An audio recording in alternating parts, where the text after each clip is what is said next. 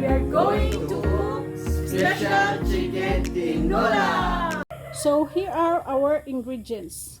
Chicken, turmeric, ginger, carrots, onion and garlic, lemongrass, chayote, then moringa leaves, bell pepper, then bagu beans, malanga blanca, squash, spinach, tomatoes, Chicken cubes, powder black pepper, salt.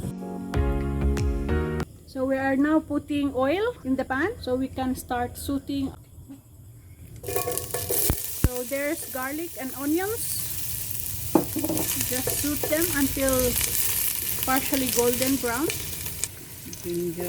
Ginger and turmeric. So add red bell pepper. Then add tomatoes.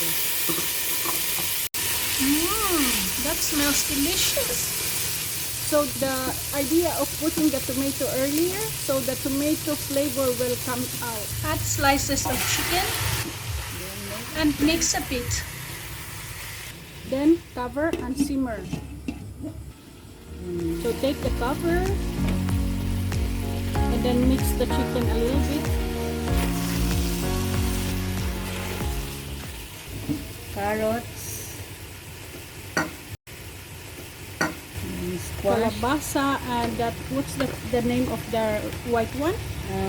malanga blanca, malanga blanca, Malanga blanca. then It means malanga white. bagu beans, Bagu beans we also add. chayote,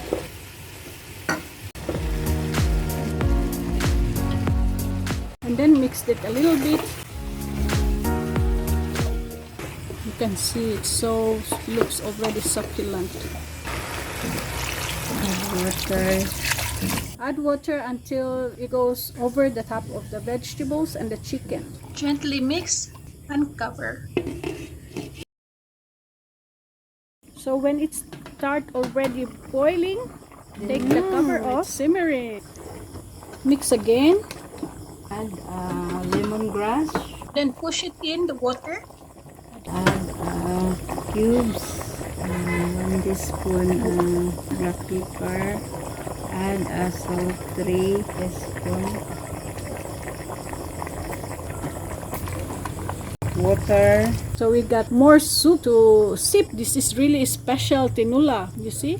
Now so cover and let it simmer again because the vegetables are still hard. Now let's open the cover. Then let's have a taste. Let's see if it's good, and this is the best time to adjust the flavor when it's boiling. then add to sa cube, Let's add moringa leaves. And then the other type of spinach, which is alugbati. Always try to mix it gently because the chicken quickly softens. So it's easily get broken. Especially if there's moringa leaves, it will make your soup so bitter if you mix it too much. Cover again. Now let's open again. Yeah. So this is ready to eat.